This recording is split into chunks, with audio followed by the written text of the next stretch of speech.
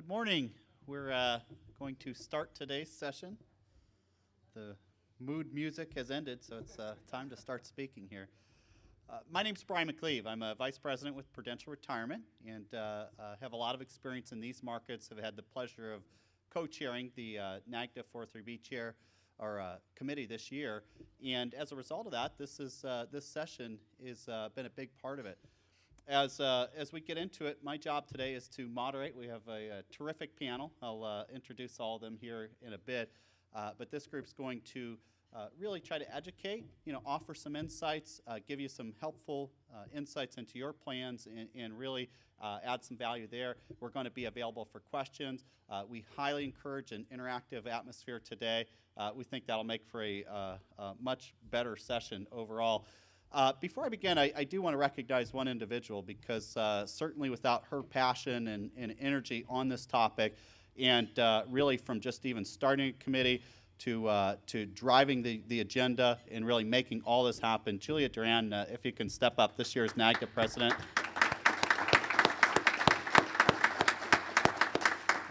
Her passion on this subject has just been tremendous, and really we started with the formation of the task force. We have had a number of meetings as a group here, talked about ways to add value to the membership, up to including, you'll see in your materials, you have a 403B glossary. I would highly encourage you to look through that. NAGDCA worked on that to, again, offer value, give you a resource, offer some education into this market, with the goal of expanding the membership and really helping to improve things there. Also within your packet, you'll find a course evaluation. Being this is our inaugural 403B effort here at NAGDCA, we'd love to hear what worked well, what we could do better in the future, and if you could take a few moments to fill out that evaluation at the end of the course, that would help us out a great deal. A couple of housekeeping items I'm going to touch on initially here. Continuing ed credits, for those of you that would like CFP, CPE, anything else on continuing ed, make sure you sign in and out. There's a sheet there, so you want to make sure you get proper credits there. In addition, this session's being recorded, so if you see any of us squinting or anything, that's part of the reason. So you want to be aware of that, I guess, that this will all be part of a record there. Now, as we set the stage, I'm laughing a little bit. Given we have the first couple rows here free, we will not be smashing watermelons or anything like that if there were rumors about it. But no, make yourselves comfortable, sit wherever you want. In terms of today, again, we're looking to educate, we're looking to have our panel each touch on what we determined were some key areas within 403B, some key learnings. So without further ado, I'd like to briefly introduce, give you a little background on who's going to be talking to you today. We'll start with Marilyn Collister there in the center. Marilyn's a Senior Director, Legislative and Regulatory Affairs for Great West Retirement Services. Marilyn is an employee benefits attorney. You've heard her speak on a number of different topics at NAGDCA throughout the years. Just a wonderful resource, terrific insights, and Marilyn's actually an author of Focus on 403B, a great publication there, so Marilyn, welcome. Our next presenter also will be Mike Cochran. Mike's a partner with JEM Resource Partners. JEM is a fee-only third-party administrator that provides administration to 403B plans. Mike also has extensive experience, has done presentations in the past, has seen the world both from a vendor and the third-party side of things, and really brings a great perspective to today's presentation. Third, I'd like to talk about Scott Dauenhauer. Scott is with SST Benefits Consulting. He's also principal and owner of Meridian Wealth Management. It's a California registered investment advisor and partnering consultant with SST Benefits Consulting. Scott, again, has a wealth of experience, and he is also our gateway to Twitter on this. So for anybody who has questions, as you want to ask them, the Twitter hashtag is NAGDCA, and Scott will field those and make sure we answer questions if they're submitted through that means.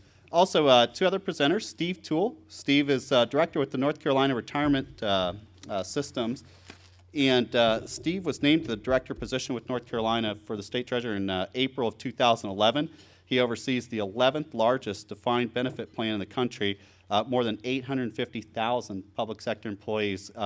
Many of you probably recognize Steve. He's been a fixture at NAGDCA for many years. with Nationwide, and has done a tremendous job. And we're thrilled to have his perspective here from a plan sponsor side of things to really give you that angle. And then finally, we have Richard Turner. Richard is a vice president and deputy general counsel at VALIC, and he leads a team of tax benefits and ERISA professionals supporting AIG life and retirement services businesses. Richard was appointed to the Department of Labor's ERISA Attorney Council in 2010 and is a past contributing author of the panel's 403B answer book. And again, Richard's going to bring you a great perspective there, the legal side of things, the vendor side, that we think will be extraordinarily helpful for you as we get into today's session. So my goal was to keep my comments to a minimum so you could hear from our experts here for the bulk of things. And without further ado, we'd like to get started with Scott here, kicking us off. So thank you. Great, thanks, Brian. Can you hear me? How about now? Hello. Okay, great. Great turnout, by the way. We're excited to see everybody here. If you're watching on video, it's standing room only. And we're very excited. I mean, for a Sunday morning to have a crowd like this, we're excited. So anyways, thanks again for coming out. I'm going to focus my remarks on compliance TPAs, and going to kind of define what a compliance TPA is and why it's so important. Everybody should actually have a glossary in front of them, the 403B glossary. Compliance TPA is actually not defined in it. It's probably the one thing that we don't have in here, and that's great because that makes my session more, you have to listen to it a little more closely. So in 2009, when the new, let me make sure we're doing this. Okay, in 2009, when the new 403B regulations went into effect, the role of the employer changed significantly. And I'm going to spend some time attempting to kind of demystify this entity that's become central to running a good 403B program, and that's the compliance TPA. As an overview, I'm going to go over 4 areas. And since I know this is a 3-hour session, but I'm not going to take up the entire 3 hours, and I'm hopefully going to get through this in about 20 minutes. I may not get through all of these, but we're going to go over what is compliance third-party administrator, compliance TPA functions and types, compensation, conflicts, and consulting, and then finally, if we can get to it, selecting or changing compliance TPAs. That's a big topic. So let's just jump into it. What is a compliance TPA?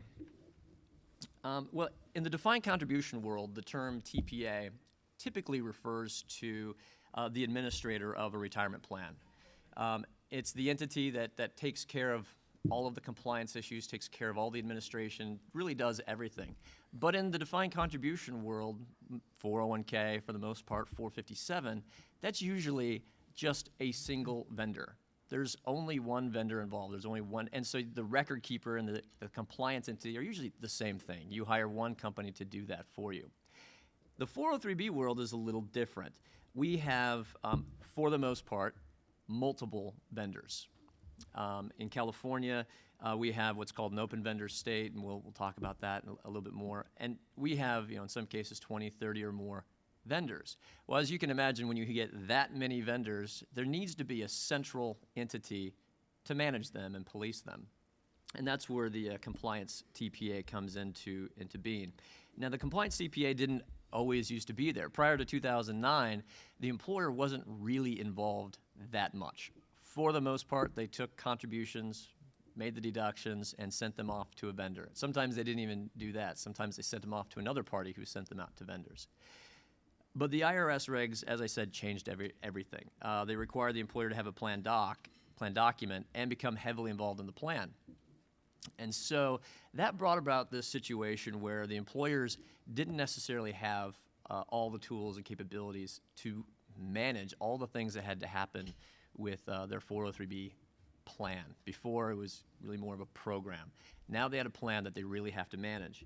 And that's where we get the compliance TPA as it relates to the 403B world. And it's an entity that serves as the central point of all plan administration activity in a multi-vendor or multi-plan environment.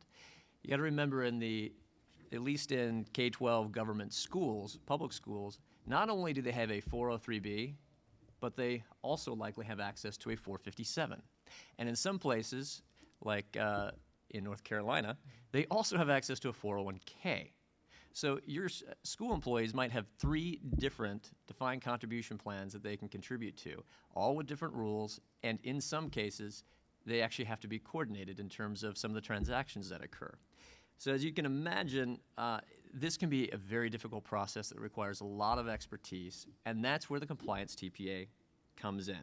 They act really as a central interface between the employees, the beneficiaries, the employer, the vendors, the insurance agents and registered representatives, as well as, if you got a good TPA, the IRS. As you can imagine, a position like this is very important to the plan. It has to be chosen well. It requires competence, requires organization, and financial stability. It's a very powerful position, needs to be taken very seriously. So hopefully, by the time I'm done with this, you'll have a little better idea of what they do, how to classify them, where the conflicts are, and what the next steps should be if you have one of these plans and you're looking for an entity to run them. There's many ways to classify TPAs, and actually I only put 2 of them into the slides, but there's probably a dozen different ways you can classify these compliance TPAs, but I'm just going to go over 3 of them. And the first one is, well, actually there's 3. So function, association, and compensation.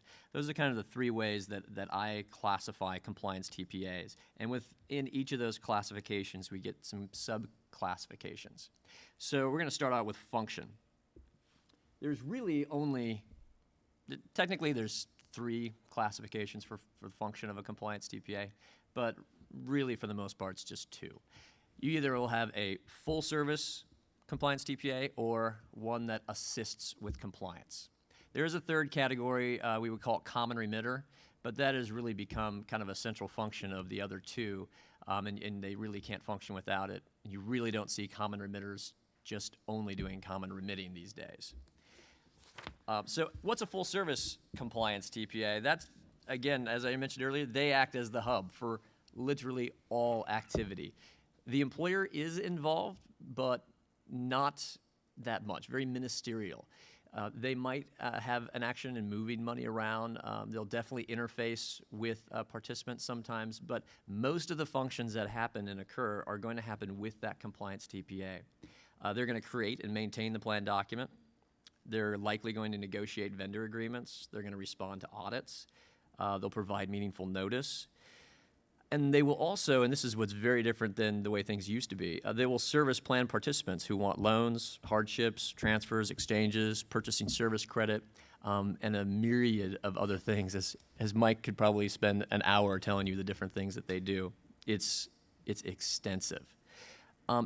Finally, they also act as, occasionally they'll act as the vendor gatekeeper.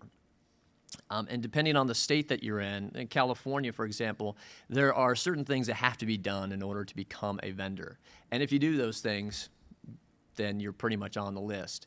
But other states have systems where there's no real defined criteria by the state in order to become a vendor. And so the TPA sometimes gets involved and chooses those vendors.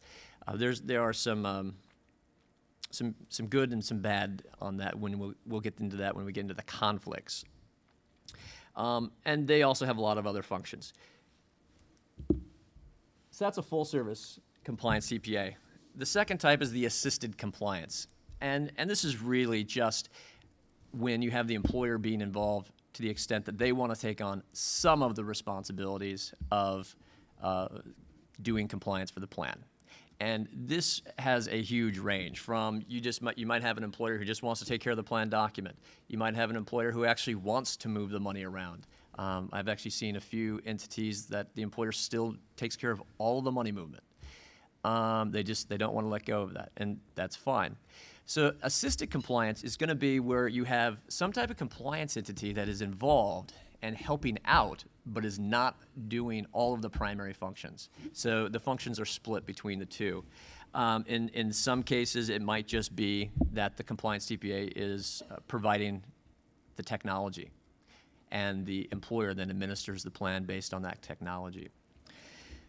And then finally, the common remitter. Like I said before, the common remitter is not really something that exists anymore by itself. And today's compliance TPAs are really just evolved common remitters. At one point in time, the Los Angeles Unified School District, sorry to pick on you guys, had over 140 vendors on their approved provider list. 140 vendors. As you can imagine, that's a lot of places to send money to, and then to reconcile, and to make sure that all that money got to the right place, and that there was an account open when they sent that money, and that it didn't go to the wrong place. That's just an enormous amount of work, especially when you have, I don't know, 70, 80, 100,000 employees and 140 vendors. It just gets crazy. And so a common remitter came in and functioned as essentially just allowing one payroll slot for an employer. So the employer would just allow the common remitter to take all of the functions of payroll contributions away, and all the money would go to the common remitter. The common remitter would then send the money to all the vendors. They'd reconcile it, make sure it got to the right place, and took care of any situations where accounts weren't opened. And they also functioned to do some contribution limit monitoring, because that's really, essentially, that's all that had to be done before the new regs went into effect. That's kind of a simplification, as I think Mike would probably say, but for the most part, that's what compliance TPAs used to be, and we call them common remitters. Now they've really evolved into compliance TPAs, and I don't know, I mean, Mike could probably speak to this, but I don't really see just sole common remitters out there anymore. You can't really function in that capacity and still be in the marketplace. So that's how I classify compliance TPAs in terms of their function. I don't have a slide on this one, so you'll have to take very close notes. So then the next way I like to classify the compliance TPAs is through their association. And I don't mean like NAGDA association. I mean like who are they associated with in terms of who owns them and what are those conflicts. So I've broken it down into 3 different categories. The first one being vendor association. The compliance TPA is owned by one of the vendors, usually in the plan. A lot of times that vendor is not that compliance TPA is not providing full service compliance. Sometimes they are. It can go either way. Most of the time what they'll do is provide up to the level of service that the employer looks for. Sometimes those services are provided for free, sometimes they're not. But what we really see is that the vendor-owned compliance TPAs are there to ensure that they remain as a vendor. If they provide good services to the employer, they'll stay in good graces and they'll remain as a vendor. They may not say that's the reason they're doing it, but that's the primary reason. Why else offer it? So that's one way to classify the compliance TPAs in terms of ownership. The second one is agent-owned, and that would be a third-party administrator that's owned by insurance agents, registered reps. I guess you could throw in registered investment advisors, but I think I would term them into the next category. So if the third-party administrator is owned by insurance agents and registered reps who actively sell products, that's going to be an agent-owned or agent-associated compliance TPA. And that may or may not be full service. It might be assisted compliance. It might be whatever the employer wants.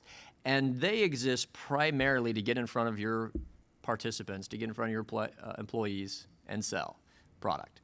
The compliance services are not their primary business. It's getting in front and selling product.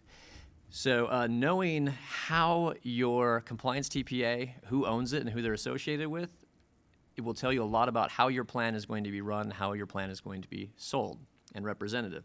Finally, the last category I have is independent. An independent compliance TPA is one that is not owned by any entity associated with producing or selling products or products that generate commissions. I would probably drop registered investment advisors into that category, probably state-run plans into that category, because they are not in the business of using the TPA services to generate revenue as opposed to really just providing that service. The independent, so the fee-for-service independent TPAs, are not there to sell your participants' clients. Their primary business is providing compliance and getting paid for providing that compliance. There are, and I'm going to get to this in just a minute, but there's a lot of entities that like to call themselves independent. Just be very careful when you hear the term independent, because most of the time when you hear that term, it's not what you think. This brings us to the third classification. I feel like I'm going to, my wife's a science teacher, so like classifying, phylum, genus, all that stuff. I feel like that's what I'm doing here this morning. And I just use the term evolution like twice. So first, a bit of background on compensation. So the third way is compensation.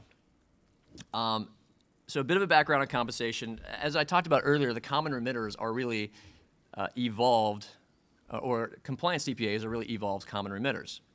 And generally, those common remitters were 403 product sales agents. The reason they started these common remitter services was to maintain their place within the school district to be able to sell products. And for the most part, these services were offered for free in exchange for access to participants. I mean, after all they really needed to do was take contributions and send it to vendors and make sure people didn't over-contribute. And even if they did over-contribute, it would give them the opportunity to call them up and tell them that they over-contributed and maybe sell them a new product. So that wasn't even such a big problem for them. So the real goal for the most part, of these common remitters was to get in front of people and sell product. So it turns out that when it comes to compliance TPA, compensation really matters. And so I've, again, separated the TPAs into different compensation schematics. There's really only two major classifications, but as with everything this morning, I'm going to make sub-classifications for these as well. So fee for service is the first one, and then the second one would be revenues from product sales. And what we're also starting to see now is kind of a combination of those two. And I'll give you some examples. There's some distinctions within these, though, and we're going to start with fee for service. Fee for service. What that is just the compliance TPA is getting paid a fee for the services that they provide. And that fee can come from a number of places. There's really three main places it can come from. The first one is the employer. The employer can simply write a check every month, every quarter, every year, however often they want to. Second place is the participant can pay. And we've seen that in a couple different ways. One is where there's literally a after-tax deduction on their payroll. And it comes out, it's $1.50, $2, $3, whatever it is, every month, and it goes to the compliance TPA involved. The other way participants can pay is actually through a direct deduction from their 403B account. And there's some advantages to that, because that deduction, when it comes out of their account, is actually not taxed. It comes out as a non-taxable fee and then gets sent. So technically you're paying your fees with pre-tax money. And then finally, there's vendor pay. So this is where the participant doesn't, we'll say, knowingly pay. The employer doesn't pay. The vendor actually pays the compliance fees. We're going to get into this a little bit because there are some conflicts and there are a couple different ways that vendor pay can work, and a few ways that you can structure it to where you can minimize conflicts. So the other classification is fairly simple: revenue from product sales. How does the compliance TPA get paid? Some of them get paid for selling products, whether that be annuities, variable annuities, equity indexed annuities, mutual funds, or even fees for managing accounts. That I don't see as often, but I think it is starting to be, I think it's something we're going to see more and more as we go through this. So many compliance TPAs offer their services for free to the school district, though increasingly they are starting to charge a fee also. What they have found is it's expensive to provide compliance. So you need to be aware of how your TPA is paid and where that revenue comes from and who they're associated with. And the reason you need to know this is by choosing a compliance TPA, you're effectively endorsing them. And if that compliance TPA is selling products to your participants, to your employees, it looks like you are now endorsing those products. So it becomes a very big decision.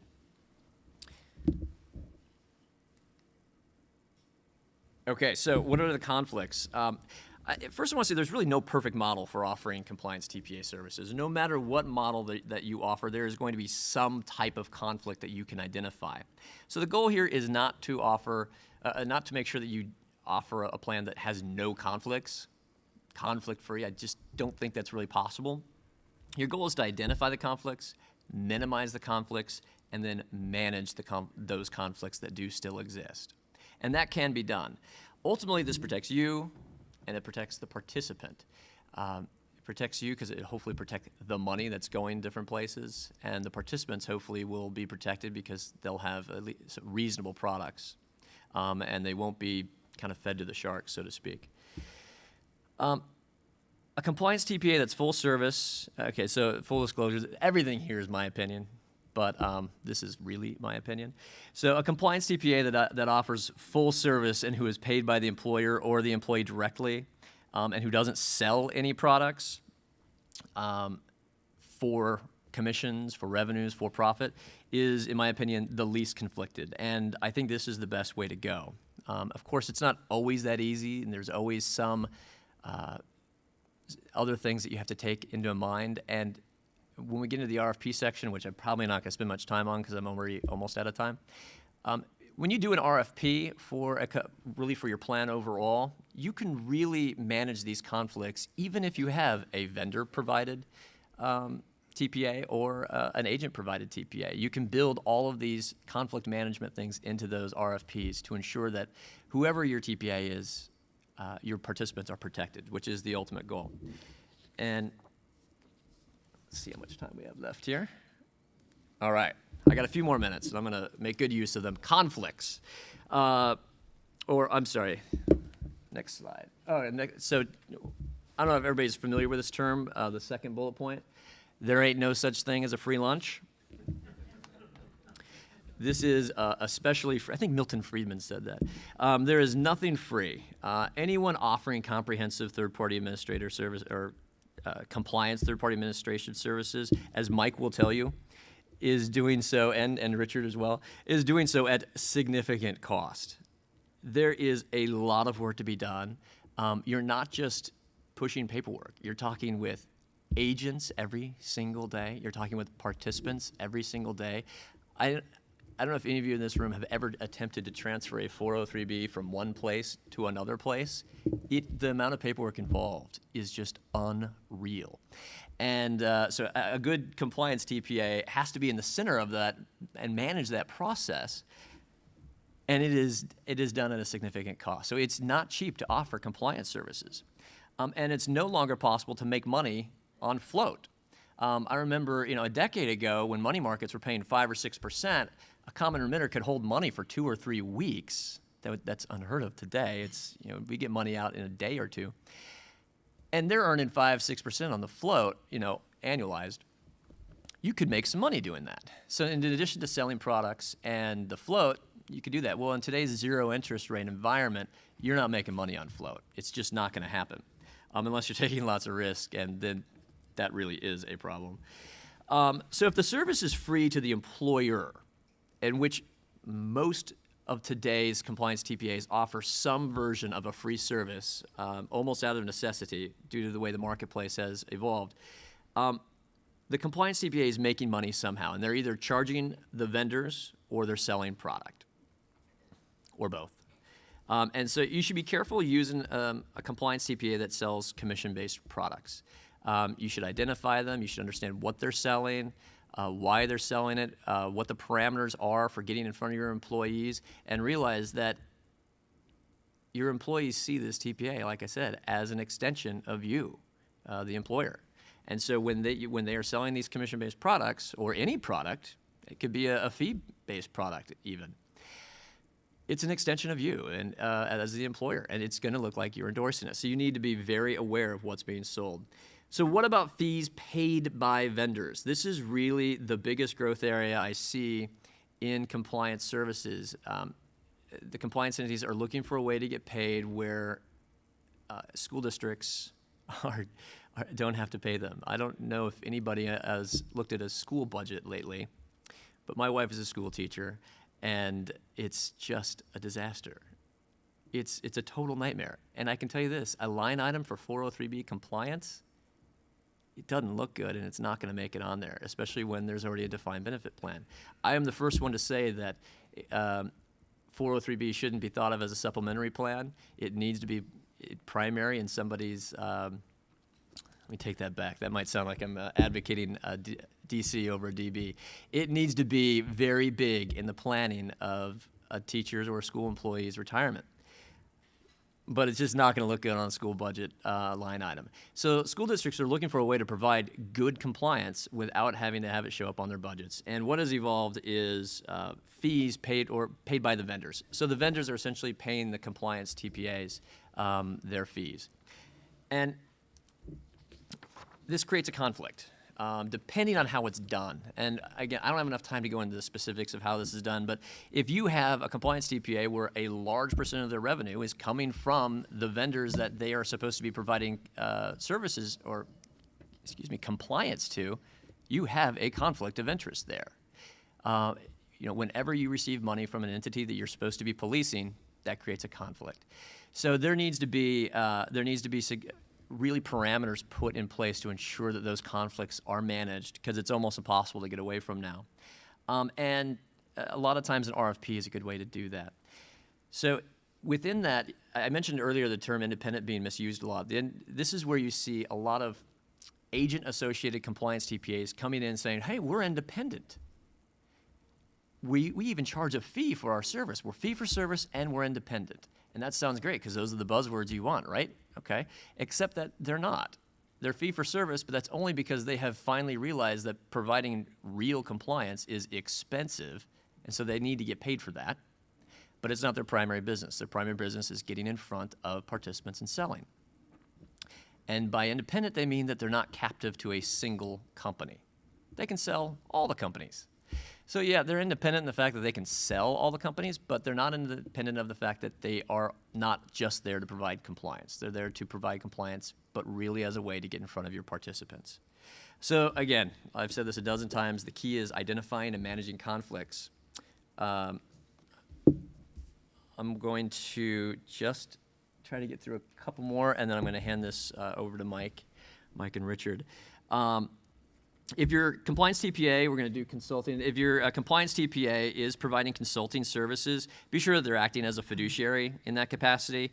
Can't tell you how many times I have seen, quote unquote, a consultant who is actually working for a vendor or is an agent selling product, masquerading as a consultant. That's highly conflicted, and almost every time their product gets chosen. Imagine that. So make sure that your compliance TPA, if they are doing consulting work for you, choosing vendors and whatnot, that they're acting in a fiduciary capacity and that you have it in writing. It's one thing for them to say that they're acting as a fiduciary. It's another thing to put it in writing. And this might be a little controversial. I do believe that, again, this is my personal opinion, but I think the trend over time is going to be towards a single vendor. And the multiple vendor environment will eventually fade out. Or we might get to a very managed multi-vendor environment, meaning school districts will go out to RFP, choose 2 or 3 vendors through a very thoughtful process, and a compliance TPA will probably still be involved in some form or fashion. But I think these plans are going to turn into fiduciary-based plans run by fiduciaries who care and are looking to protect their participants. And by starting with your compliance TPA, everything runs through them. So you've got to know what they're doing and how to manage that. I think that pretty much sums up what I wanted to tell you. I could spend another 30 or 40 minutes up here on stuff. But we have like guys and ladies who are much more interesting to listen to than me. So what I'm going to do is hand it over to Mike and Richard for the next section. Unless, Brian, you've got something to add. No, I was just going to say quickly here, we have time for a few questions after each segment, but in the interest of wanting to give each speaker their full allotment there, we'll probably cut them off after a couple, and then we'll save time at the end for questions collectively. So go ahead.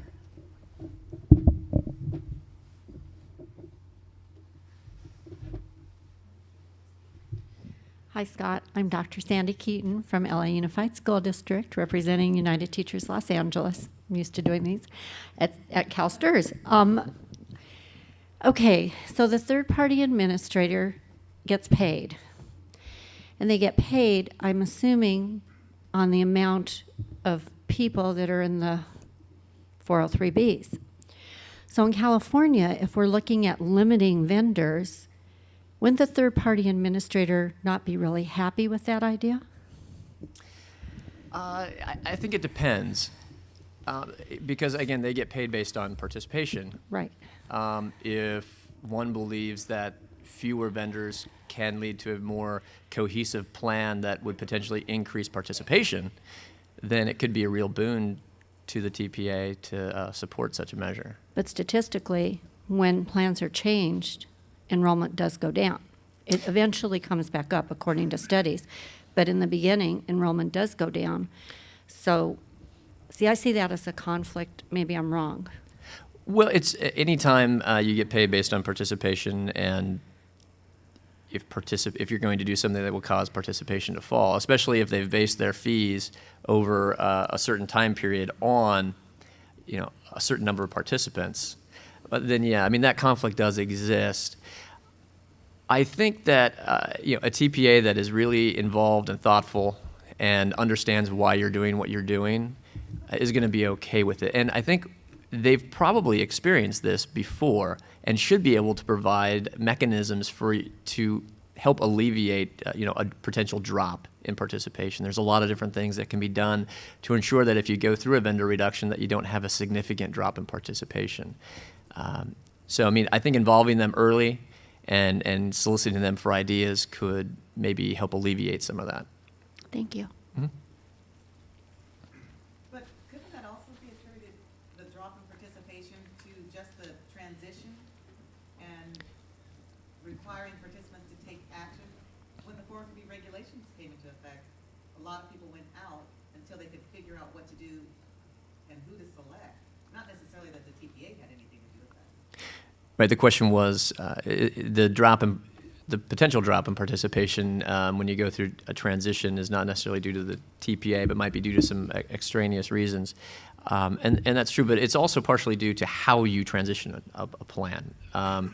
And it has to do with what state laws might govern those transitions. So I think it's going to be different depending on the venue, depending on the state, depending on laws, and depending on the school district and how they want to do that transition.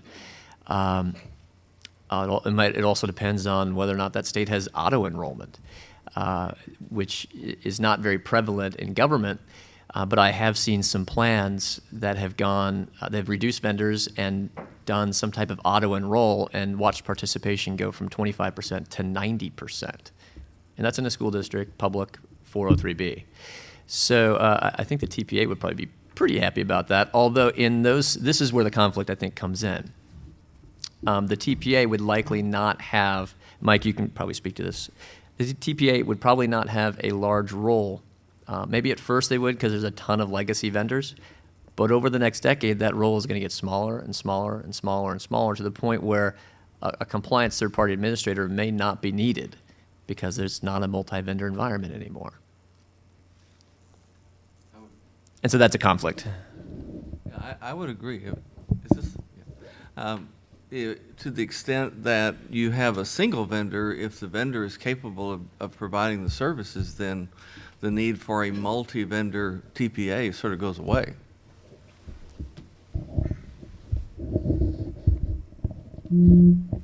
Okay, I guess, should we pick up from here? All right. Well, let me just throw one other thought out there that sort of ties all that together. But first, before I do that, I want to give kudos to Scott because I learned the Tonstoffel principle in my freshman year economics in college, and I think his presentation is the first time I saw a merger of science and economics in one presentation. So kudos to you on that. Freakonomics. I like that book. So did I. Okay. All right. So we're going to move on now to talking about vendor relations. And Scott's presentation really did a very good job of laying the foundation for us to move into this integration, because, as you know, with the Tonstoffel principle, there is no such thing as a free lunch, or there ain't no such thing as a free lunch, depending on whether it's Tinstoffel or Tonstoffel.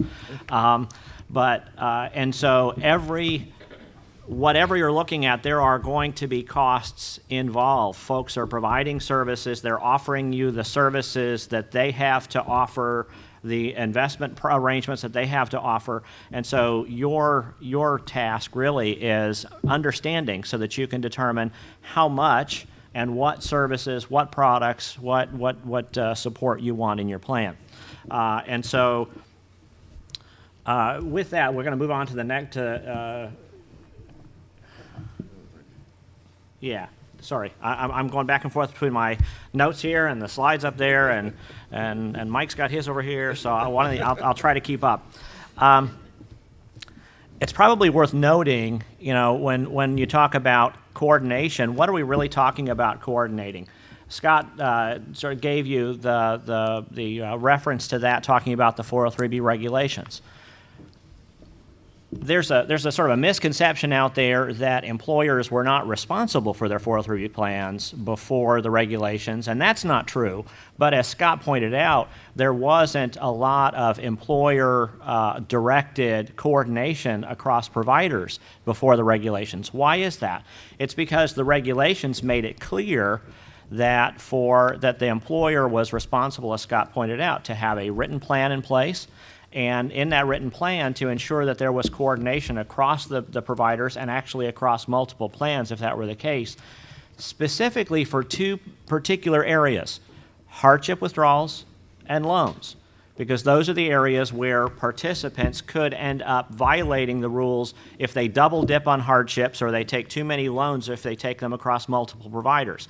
So at a minimum, when we're talking about coordination, we're talking about coordination of data for loans and hardships, and then anything else that gets added onto that to coordinate, all the way up to what Scott was describing as the full service TPA, is really about, you know, it's all about what do you want, what are, you know, what do you want, and who's, you know, what are the costs, and how do you want to structure your plan.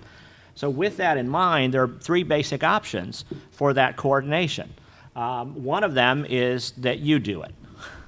And as Scott pointed out there, you know, for a lot of plan sponsors, whether it's, you know, just the realities of the budget, or just really not wanting to be doing this, there are not a lot of plan sponsors that want to be hands-on coordinating the hardships and loans, or signing off on those. And there's another misconception out there that folks think that an employer has to sign off on these, and that's not correct. They have to have procedures in place to ensure that it's being coordinated, whether it's through multiple providers, a single provider, a TPA, however they structure it. So the other two are the ones we're really going to focus on, which are the vendor coordination and the TPA coordination. And I want to agree with something else that Scott was saying too, because, and you're hearing this from you know, you've heard, I'm with VALIC, so you know that VALIC is a provider to many of the plans. You are not going to get a, you know, when Scott, let me just step back a second. When Scott talks about the potential for conflicts, I would encourage you that whenever you have a vendor providing coordination services, that you will want to ensure that it is vendor neutral, so that it doesn't provide a bias in favor of that vendor or another vendor. So that's another thing. I think you'll get agreement here on the panel. The focus of this presentation then is going to be on those two. So let me just move forward here. I'd like to. Oh, yeah. Is this working all right? Are you? I'd like to make one comment, and that is, as we go through this and you see the functions of the third-party administrator, the TPA, bear in mind that if you as a plan sponsor want to perform these services yourself, you can. But whenever we say TPA, you could substitute employer, because the TPA, the independent TPA, works strictly for the employer and is a representative of the employer. Oh, that's a good point, Mike. I mean, that's a key thing for you to keep in mind as we're talking through all of this. There's a function, which is coordination. And then there is determining who's going to perform that function, whether it's you or a third-party administrator or one of the vendors providing a TPA type service. So it really is totally up to you. The other thing I will note is that, you know, when you're looking at the different options, there are also alternatives that some are more automated options, some are more manual options. That's going to have an impact, among other things, on the cost as well. So those are just things for you to keep in mind. Mike, you want to? I want to comment on one other item on the slide. This is my observation, so it's maybe biased, but my observation in working in many states with many vendors and having worked for a number of TPAs is that the large vendors tend to be very automated. They have to be. You can't be a large vendor and do a lot of stuff manually in today's world and be efficient and cost effective. On the other hand, in the world of TPAs, one of the cautionary notes I would urge you to look at is how automated is the TPA if you're going to use one and all your other benefits are online, for example, and the TPA you're using for 403B doesn't have online services, then that may not be a good fit. On the other hand, if your district or community college or whatever is very much into paper forms that go through payroll, then an online enrollment may not be a fit. But you want to make sure that the level of automation of your administrator, if you choose to go that route, fits the way you do things. And there's a huge variety of how those things are done. No, that's a great point, Mike, because this isn't about what works for us, for any of us up on the panel. It's about what works for you. And so what we're going to talk about is what some of the different alternatives are. So with that, all right, where am I pointing to? There we go. Oh, never mind. I keep forgetting his isn't on there, so that I just go ahead. Yeah, you're right. Nope. That one. I skipped one ahead. Oh, Okay. So one of the things that I think that you're all going to be painfully aware of, that we all are painfully aware of, is that we live in sort of a new world of data privacy, right? So there is just no getting around. There have to be systems and limitations in place dealing with data privacy. Well, you're looking at the slide and saying, well, that's talking about agreements. Well, what does that have to do with it? One of the primary reasons that there need to be agreements in place, however the compliance coordination services are structured, is because those services are dealing with lots of participant data.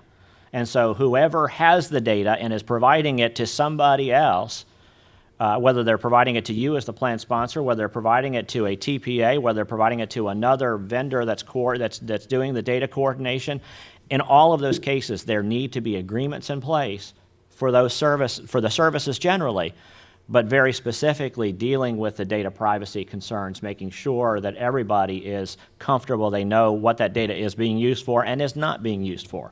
So part of that is also that the data is used for providing the compliance services. It's not used for marketing. It's not used for other purposes. I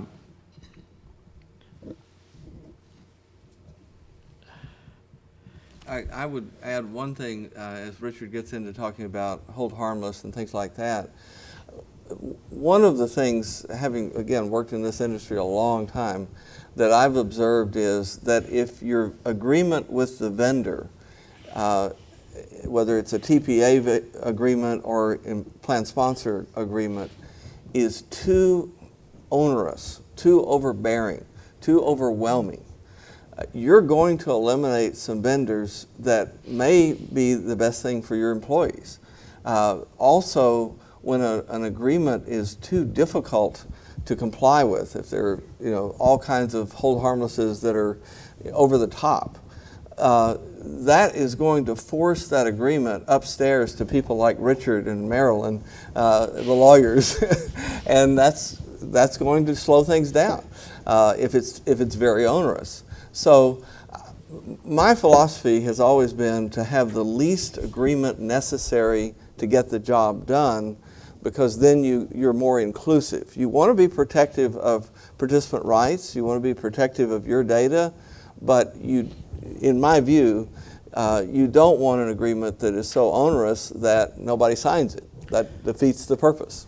And that doesn't mean that you need to go easy on us. Okay, that's not what we're saying. That's not what Mike's saying. It's not what I'm saying, and I don't think it's what Marilyn would say. It's not about that. You need to focus first of all. So what do you want to do in an agreement? You want to memorialize what it is you're looking for, what your expectations are, to make sure that you get what you're expecting to get. And then we need, as I was mentioning, the data privacy, you need to make sure that there are adequate safeguards with regard to the data. And then you need the teeth. You need something that backs it up. So you need to make sure that the person that you're entering into the agreement with, if you're entering into the agreement, that you can enforce that agreement.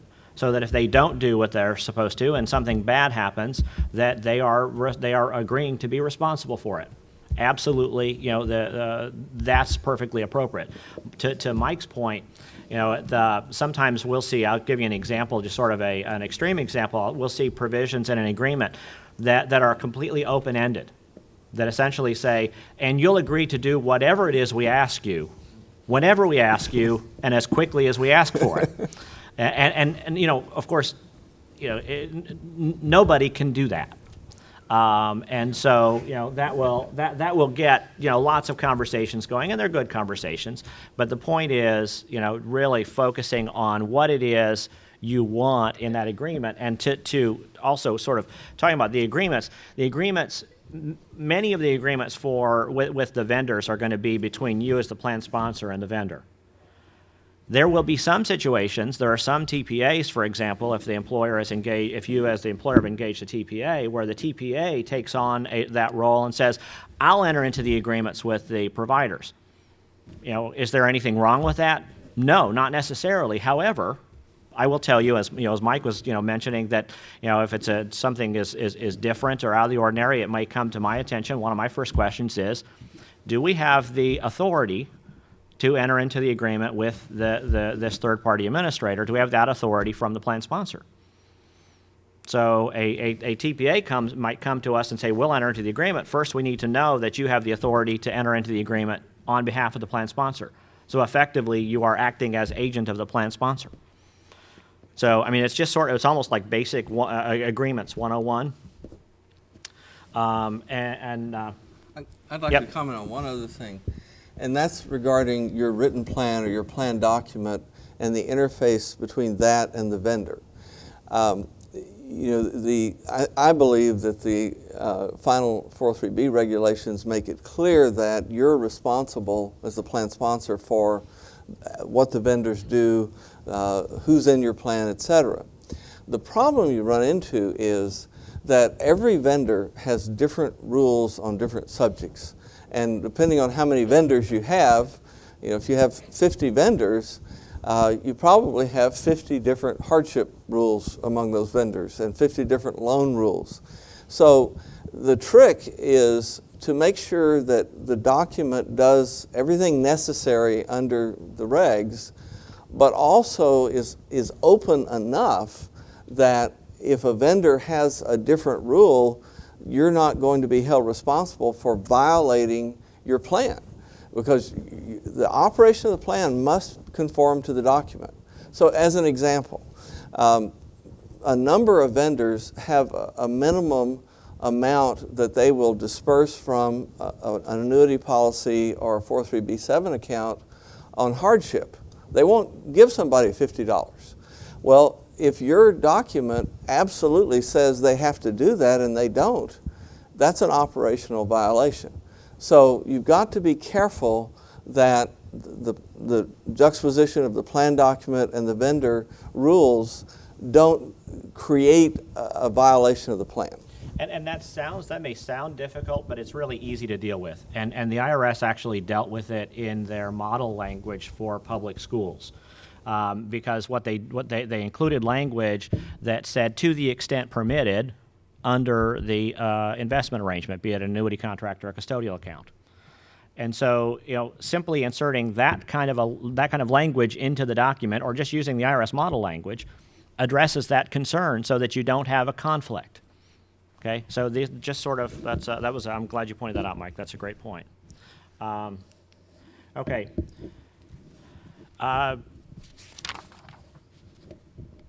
We've already talked about a little bit of this, talking that if you have, however you choose to coordinate compliance, whether you choose to do it through a vendor coordinating, through a TPA, or yourself, one of the keys is that in that process you're going to establish what are the procedures. And if you, for example, if you use your coordination to address the minimum compliance coordination, which is loans and hardships, and you continue to require your investment providers that are in the plan to process things like quadros, where you don't have the issue of double dipping because that has to go through the court, for example, or paying death benefits where there's not a compliance issue there. It's not one that the provider can't address. If you choose to do that, then you are going to be still looking to all of your providers to agree to hold on to those responsibilities. Some of them may say, no, I'm not going to, because I'm only going to work where I'm just the investment and I'm not doing any of that work. Then they may self-select themselves out of the plan. Okay? And something else I want to point out too, I want to highlight because it ties to both what Scott and Mike have said, is that if they do that, if they select themselves out of the plan because they won't agree to work with the compliance structure that you've established, this is a post-2009 world. So those accounts will remain part of the plan unless and until they get transferred to another carrier or distributed out. So that means that they need to continue to be coordinated in some fashion in your compliance coordination. Going back to the examples that Scott and Mike have used also, talking about, well, if you decide today that you're going to reduce the number of providers, well, those providers that get deselected, their accounts are still going to be part of the plan. Even if you go to one provider, you're going to have somebody doing some coordination of data for that one provider and all of those other providers that still have accounts. And I would add, I've got one. Oh, okay. Paper really matters. I've been through a lot of examinations with IRS, SEC, and paper matters because the low-hanging fruit in an examination, I don't know if Ed's here, are the agreements. It's hard to audit operations. It's easy to read the agreement and see if it's correct or not. So to Richard's point on your dormant vendors, your legacy vendors, you can make a good faith effort to get an agreement, and you may have to be a little more liberal in what you allow on the dormant vendors. We in our firm, we have sort of levels of agreements from what we'd like to have to what we really hate, but it gives us something, and many of the dormant vendors sign that lower end because that's all we can get them to sign. But it's in an audit, it's a lot better than having nothing. And then if you can't get anything signed, you certainly need to have proof that you made a good faith effort to get those agreements signed. Well, that's a good point, because if you have a vendor, a former provider who has accounts that are part of your plan, then if you cannot get the data from them in order to coordinate across those accounts as well, then what we're seeing in many plans is that those vendors are frozen with respect to loans and hardship withdrawals, because that's really the only way to ensure that there's not a loan or a hardship withdrawal coming from those accounts that would cause the individual to violate the rules in the aggregate. It's also why I've said since the regulations came out in proposed form even, that if the best time for you to get an agreement with that provider is while they're still a current provider, and get them to agree to continue to provide data for the accounts even if they get deselected in the future. Now, again, they're not going to give you an open-ended, they're not going to say no matter what you say, but at least with respect to the format they were providing the data before they got deselected, that at least lets you continue the compliance. And with that, I think we've talked enough about agreements. I'm going to pass it off to Mike. Can you force the legacy vendors to transfer the money to the newly selected plans? the question is, can you force those legacy vendors to transfer? That is going to, in most cases, in public school 403B programs, the answer will be no. It's really a question of the terms of the plan and the terms of the contracts and the accounts.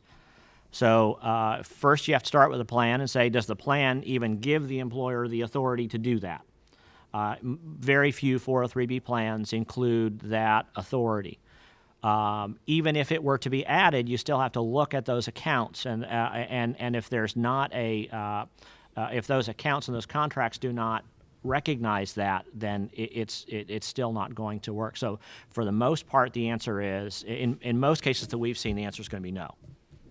So in that case, could the employer or the plan sponsor then just completely freeze everything and require everyone to go into the new plans? Okay, your question is, can they basically freeze that plan All the legacy plans. and create a new plan? Well, the answer is yes, but it won't get you very far. In other words, you can freeze that plan and start a new 403B plan, but you're still going to have to coordinate across them, so it really doesn't do you any good. You can so it's the same end result as if you froze those accounts and said no hardship or loans from those accounts, and then individuals have an incentive to transfer where they can get those. Yeah, another. Could you consider those deselected vendors as a terminated plan? Okay, the question is, can you consider those deselected vendors as a terminated plan? Well, the answer to that is yes, but. If you want to maintain a 403B plan going forward, then you can't terminate that plan. Okay, if you terminate a 403B plan, that's something that was new in the regulations. There wasn't really any guidance on it before the final regulations. If you terminate that 403B plan, then you can't make any contributions to a 403B plan for any of your employees for a year. So, you have to, if you want to keep a 403B plan active, then that really doesn't work. And I was just going to say, Richard, there's a little bit difference between terminating a plan and starting a new plan and just terminating contributions to all the legacy vendors. You can do that without terminating a plan and starting a new plan. You just say, going forward, all of the contributions are going to go to our new vendor, and you haven't terminated a plan and started another plan, but you've now channeled all the contributions into the new vendor. You still have all the coordination that Richard spoke about. And that's a really good point, because when I was referring to deselecting, that's really what I meant. Okay, if you deselect, that means no new money is going into those accounts, but those accounts will continue to exist as long as they continue to exist, unless that money transfers out or is distributed. And from an employer perspective, depending on what you're trying to accomplish, I think there's tremendous value in doing that. You may be in some older products that have very high-end participant fees, high-end back-end charges, and if you can consolidate plans and leverage scale, you can drive your fees down for participants, increase participation, give them more money for retirement, and then you've got to start the clock ticking on some of those old contracts, so that when those do expire, you can move those monies. It may take a long time, but you got to start the clock at some point in time if that's your goal as a plan.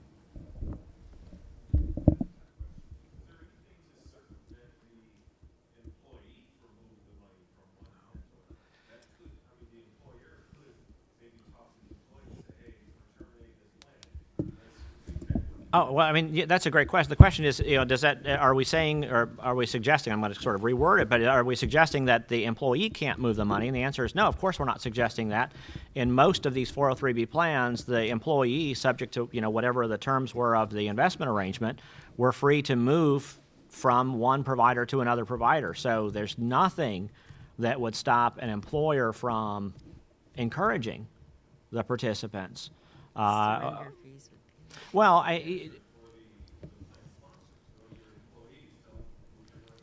yeah, right, and one caution I would put out there is that you want to encourage the employees to be sure that they understand what it is they have. Couple of reasons. Some of those, as Steve was mentioning, some of those products, especially the older products, will have surrender charges. And so they need to be aware that those will apply. Also, some of those older contracts have very good, interest guarantees, minimum interest guarantees that you could not get today. And so, there are going to be things that they're going to sort of weigh on both sides of the scale for that for many of those participants. But can you have that communication? Sure. Yeah, and I'd like to add to that, because that's exactly one way to attempt to build a new plan. But as Richard said, I mean, I literally have some clients that still have 5% guarantees in their 403B product, and I would not advise them to move that. That would not be a good idea, assuming that what their risk profile is. But the other thing that the employer has to look at is, and I think we're going to get into it in this session, if not at the next 403B session on Tuesday, is fiduciary responsibility. And when an employer makes a statement that you should move your money from what you have to what we have created, the employer should understand what they are saying and what the consequences are of that, and what that means for the participant as well as for the employer. And that's a whole other conversation. But I do think that that's a really good line to go down. I'll let you go back. Okay. We'll go on to fund remittance. Obviously, a huge issue to your participants, regardless of what your time standard is, if you use the model language or not in your plan document. You know that you've got a lot of participants that watch their statement or go online to see how fast the money got there. So here's some things that are really important in the timely remittance of money. The first is if the money is going by snail mail, if it's going by paper, it needs to go to the right place. Every vendor has different rules on where the money needs to go. Some vendors have regional lock boxes where the money goes. So if you send the money to their headquarters in New York City and the lock box that is supposed to be used for contributions in your location is in Phoenix, that money is going to be delayed greatly because they got to transfer it over. It doesn't mean they won't accept it, but you're doing a disservice to your participants. So you have to know the vendor rules as to where money goes. The second really involves electronic remittance. A huge issue. Obviously, it's in the best interest of the participants, your best interest. But what are the obstacles? Well, the biggest obstacle in my experience is matching the allocation of the payroll funds with the records of the vendor. Any vendor can take an ACH or wire transfer. That's not an issue. Money gets there really fast. But if the money gets there really fast and the list bill or allocation gets there 10 days later, it doesn't do anybody any good. So you have to couple electronic list bills with fast money transmission, whether you use ACH or wire transfer. And that's the key, the electronic remittance, where you electronically and quickly get the vendor the records so that if you send them $10,000, they know what accounts that goes in immediately. And pairing those two together is the key to fast money transmission. And believe it or not, there's still a number of vendors that do not accept electronic transmission of the data. So again, it does no good if you send the money quickly and the data has to be mailed to them. You've got to get the vendor to try to accept both of those, and the world is changing, but it's a slow process. Refunds. Wait, Mike. Yes. What percentage would you say of vendors, in terms of number of vendors and then also in terms of flow, actually can do both of those? Number of vendors, I'm going to hesitate. I've got numbers, but I can't access them right now. I'm going to say maybe 50 or 60% of the vendors, of the number of vendors that we deal with could accept both of those. But that probably represents a much larger percentage of the participants and the contributions. Correct. As far as the flow, if you take all the payroll money that we remit, probably 80% is transmissible by electronic means. So what that says is the big vendors can handle this. It's the smaller vendors that tend not to, although there are some mutual fund companies. Interestingly, you think mutual fund companies state of the art and all that, but we actually have more difficulty with some of the mutual fund companies than we do the annuity companies on that issue. Okay, refunds. Big deal.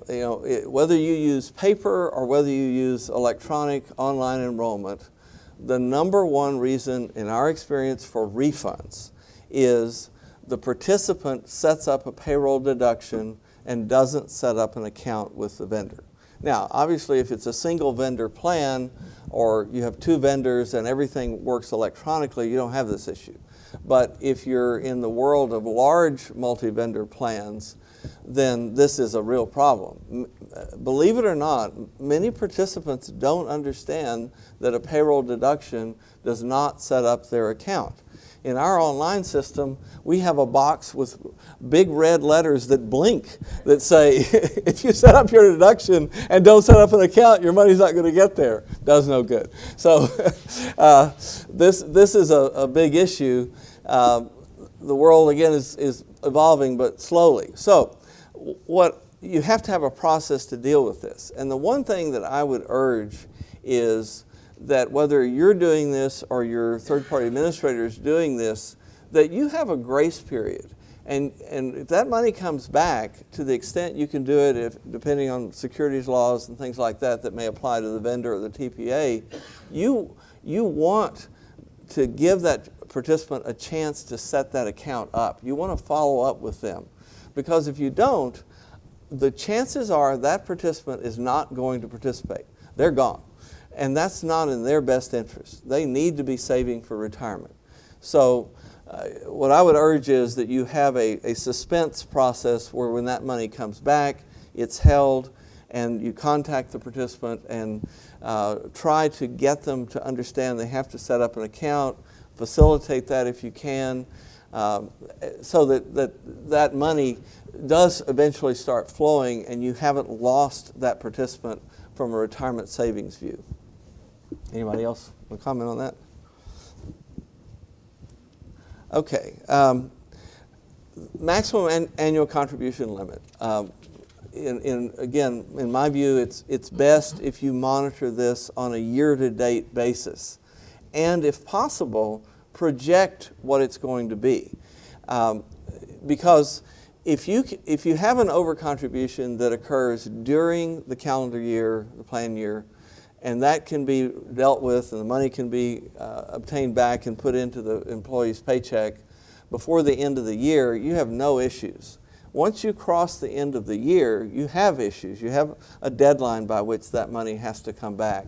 You've got W-2 reporting issues. So, to the greatest extent that you can, you want your procedures to get that money stopped and, if necessary, a refund while you're still in the calendar year. None of us like to do corrected W-2s. Now, the age 50 catch-up, the extra $5,500 a year, is very common. There's really no downside to offering that. I haven't run into any plans that don't. I don't understand why anyone would not allow that one. But the killer is the age 15-year, is the 15-year catch-up, not age, because the calculation is really hairy, and you really have to come up with the data to support it. And Ed Selliers, who's here from the IRS, can attest to, we had an employer, a very large employer, not in this state, who said, no, I don't want to do that to my participants. I want them to allow the 15-year catch-up. Well, what happens is the people calculating the 15-year catch-up have traditionally been the sales representatives.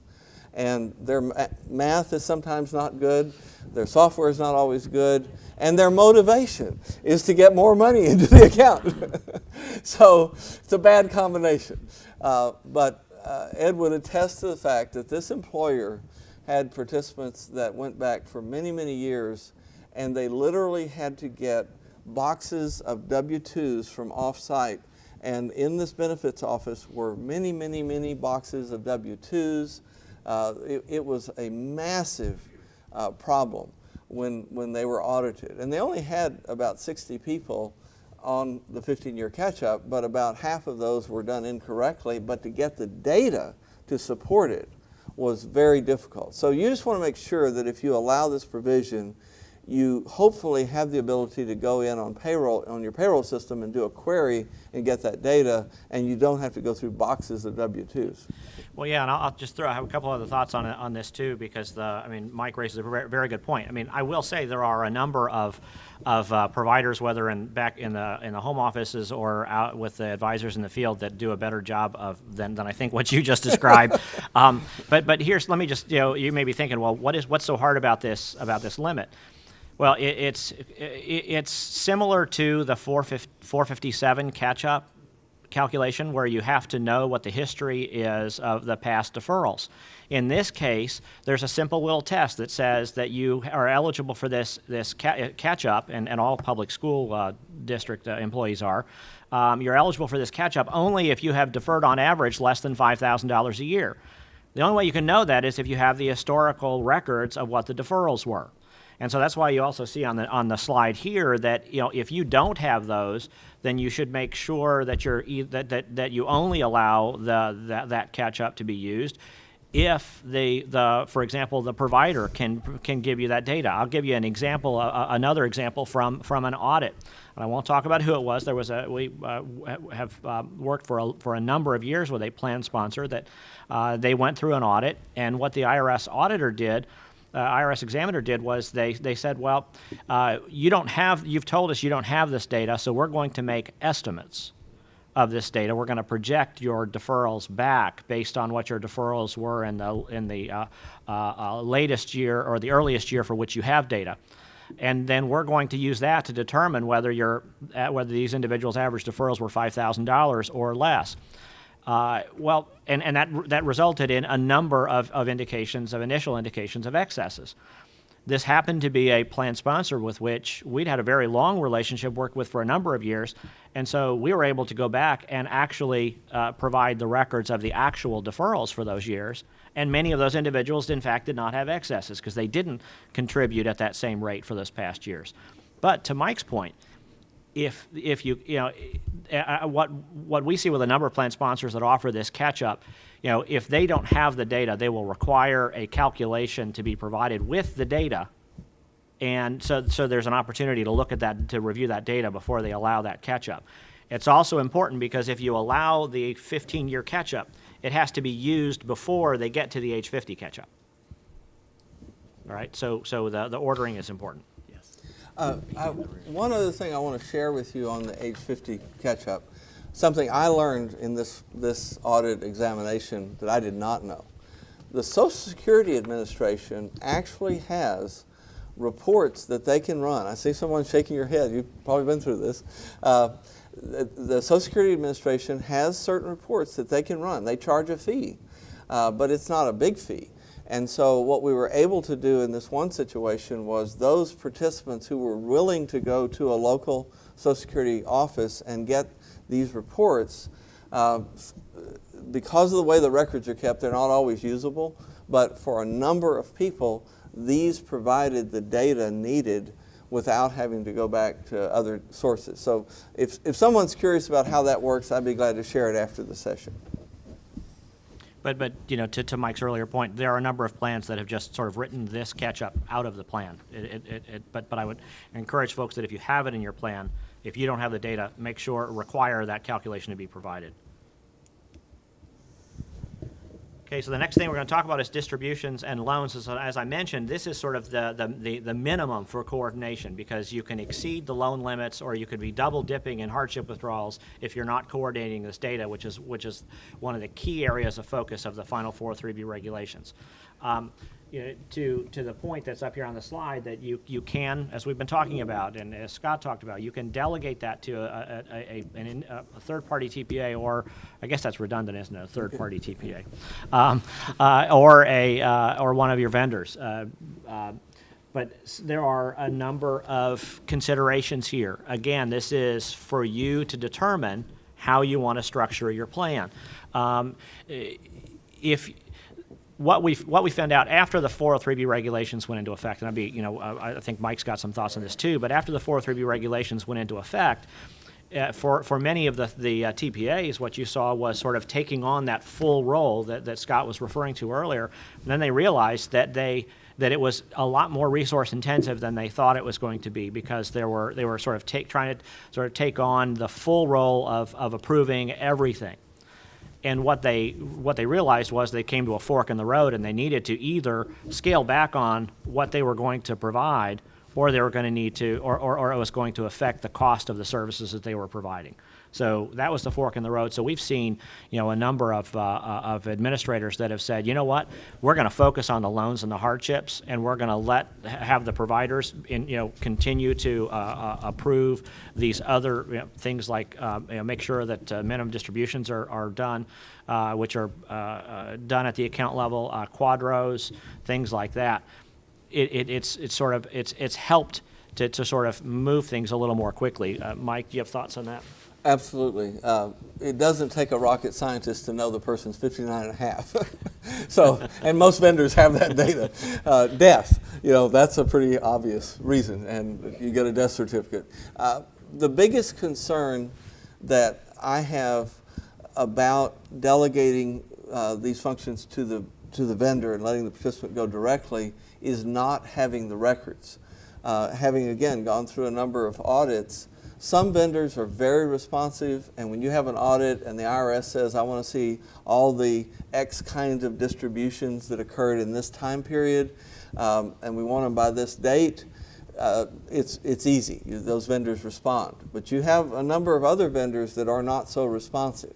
So in my view, you want to be careful in how you capture that data, so that, because my understanding is in the post-2009 or 2010, 1/1/2010 world, the plan sponsor is going to be held much more accountable in these audits for producing those records. So you want to be sure you have the records one way or the other. And so one thing you might do, if you have the providers doing, approving those, or just handling those separate from the TPA, you may ask those providers to give you annual reports, so that you've got those in your files when you're in the event of an audit.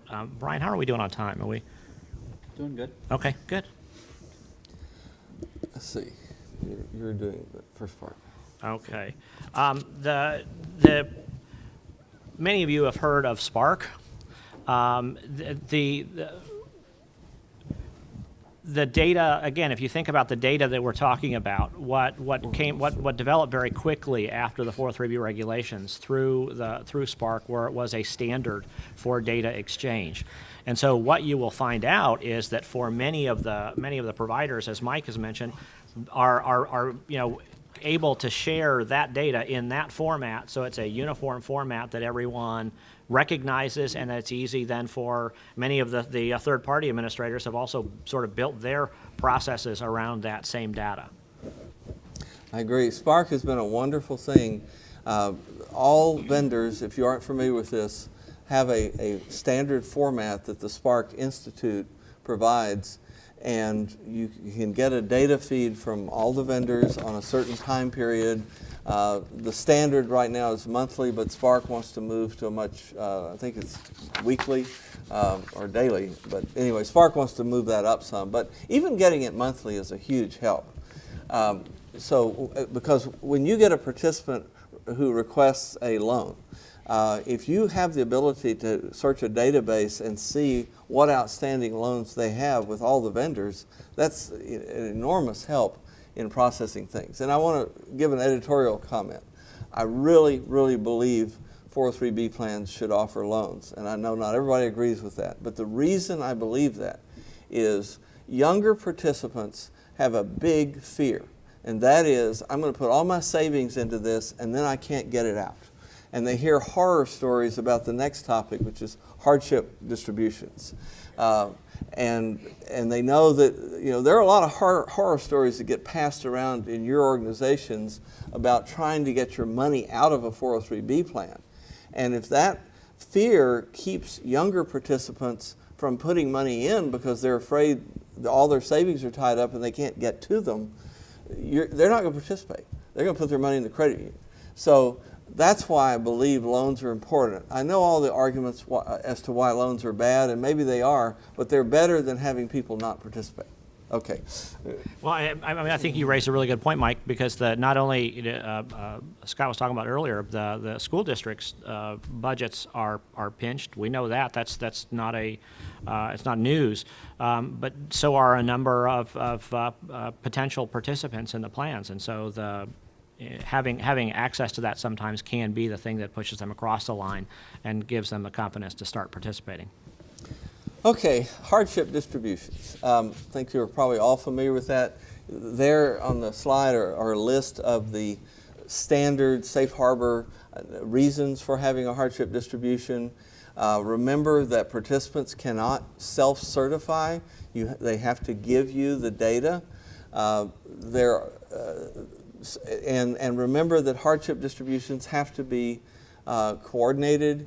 So they, across vendors. So it's a really difficult issue, and it's really exacerbated by the fact that that person who truly has a hardship, if they're facing eviction, they're facing medical expenses they need, their kid is getting ready to start college and they need that money, it's a hardship and they need it in a hurry.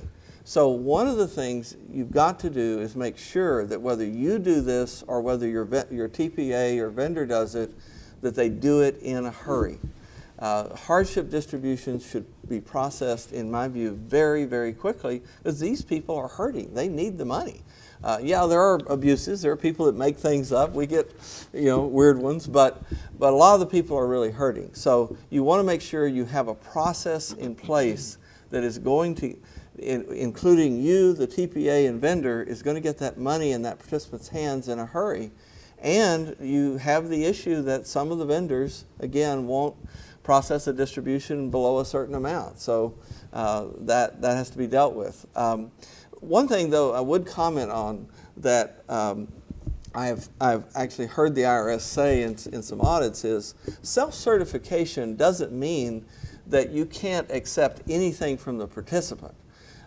If they give you an eviction notice, or if they give you all their loan statements, and they certify to you that that does include all their loan statements, you have a right to rely on that. There's a good faith compliance standard. It doesn't have to be perfect. It just has to be good faith. And so there are a lot of mechanisms you can use. The last thing I would say on hardships is, if you're approving these yourself and you're not delegating that to some organization, make sure you've got some depth. You want 2 or 3 people trained to do this, because if Susan in payroll is out for the week and I'm about to be evicted, I don't want to hear that, well, you have to wait till she comes back. So you want to have some depth on these approvals. And make sure that whoever is handling this process keeps the documentation, because in the event of an IRS audit, that's one of the first things that they'll ask for. If they do a sampling of the hardship withdrawals, they'll ask for the backup documentation. Make sure that you can get that. And to Mike's point, it's good to remember that the reason that you've got, when everybody talks about no self-certification, what the IRS saw in some of their audits, which was really, I think, even extreme back then before the regulations, but what they saw in some of the early audits was participants just literally saying, I have a hardship, give me my money. Okay? They didn't even say what it was for, much less provide documentation. They just said they had a hardship. And so that's one of the things that has changed, but you can get information, to Mike's point, from the participant. On loans, just a brief comment. If you're using the model language that the IRS gave plan sponsors for public plan 403B documents, remember that the loan rules in there don't match what many of the vendors were used to doing. What the model language says is that you can have up to 50% of the vested account balance as a loan, whereas under the prior or under the actual regs, the law, you can have 100% up to the first 10,000, and so you've got to be sure that whatever you're doing again matches your operation, and to the greatest extent you can, educate your vendors if you're using a loan rule that is less liberal than what the rules allow. Okay, and again, Spark helps greatly. Data files, payroll files, Social Security numbers. I know this is a big issue. I know many organizations don't like to use it, but it's still the gold standard for the whole country, for vendors, for TPAs. It's very, very difficult not to use it because everyone has a unique Social Security number. If your organization has an employee identification number, it is possible that someone in Kentucky has that same number in their district. And so processing payroll and dealing with vendors without Social Security numbers does require a lot of due diligence on your part and care. And you want to be very careful. Most states have really strict rules on violation of security rules. So we have a lot of issues with plan sponsors that want to email payroll files to us. We say, no, email is not secure unless it's a secure email system like some of the vendors have, or an FTP site. But you want to be really careful about sending Social Security numbers and other sensitive data across email. That you should not do that. Any other comment there? Okay. Data files, again, the Spark Data Exchange is a wonderful mechanism. It helps the whole industry. It can really expedite loans and distributions. Fee issues. Yeah, well, I mean, we've really talked about this already. I don't want to sort of beat a dead horse. The key point that I will just underscore is, back to the Tinstoffel or Tonstoffel principle. It's not a free lunch. You understand what the fees are, if there are fees. Again, there tend to be either no fees or lower fees for automated processes, higher fees generally for manual processes, and a lot depends on what the level of services are. But as far as who is then paying the fees, we've sort of already talked about that a little bit. But you may be paying that as the plan sponsor. It may be charged to the participants.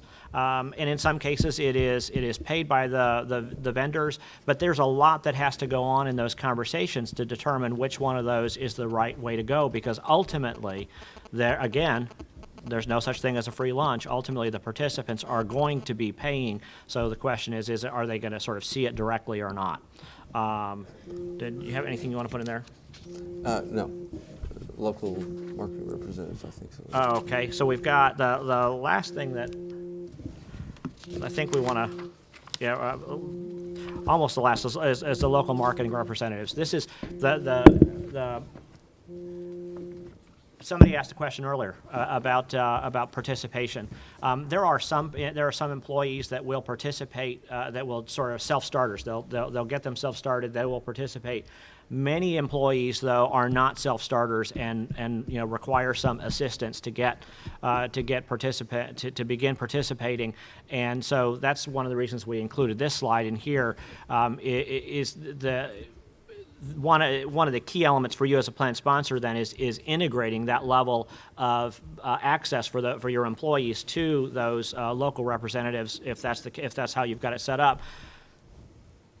Balancing that with your concerns for making sure that it's not disruptive of your activities in the schools, and not just generally not doesn't interfere with what you're really there for in educating the students. And so that's usually located in your solicitation guidelines or your solicitation restrictions to make sure that you've set the ground rules and then make that available. The There we go. Okay. The one comment, though, I would make is don't throw the baby out with the bathwater. If you have rules that allow absolutely no vendor access to participants, you've got to look at that as a trade-off between that and not having good participation.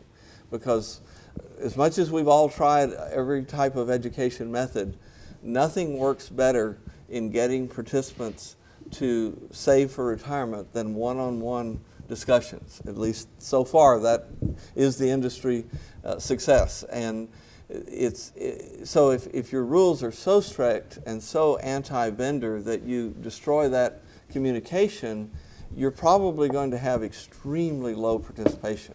So I would urge you, you can do things like review the presentations that they're going to give, or set parameters on what they can do during school hours without totally getting rid of any communication between the local reps and the participants, which is really what gets participation better.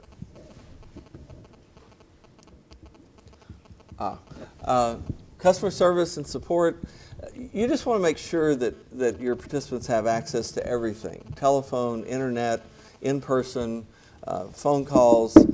Make sure that they have that support, whether you provide it or the plan or the TPA or whoever. This is important, because if participants can't get through to someone in the manner they like, and they may be younger and they like internet access, they may be older and like phone access, but if they can't get access, again, that's going to hurt your participation. As you know, the first reaction of an employee is often just to give up. Okay, I'll just save my money somewhere else. 403B is too hard. You don't want that reaction. I'll turn it over to Richard. Okay, so we're gonna, we have a question back there. I want to go back to the local marketing reps. You had mentioned earlier that some school districts have multiple vendors, Yes. possibly 20, it sounds like. So are you suggesting that there should be, for example, 20 different vendors coming in as local marketing reps? What? Or is there one central location that maybe a compliance TPA is responsible for that? How does that work? One method that you can use, let's say you have 20 vendors, is to have benefit fairs where all the vendors can come. Someone that's neutral does a presentation on retirement savings. Maybe your TPA, maybe somebody on your finance staff, but then give the vendors access to participants at something like that, advertise it. We work with one district that has about 70,000 students and about 7,000 employees, and they have an extremely successful vendor fair on a Friday and Saturday every year, and they get a lot of people there. And they offer health screenings, they offer other things to attract people, and it's worked. It's had an effect on the retirement savings. So there are lots of ideas out there where you don't want to, you don't want to have 20 reps in the teacher's lounge every day. No. No room for teachers.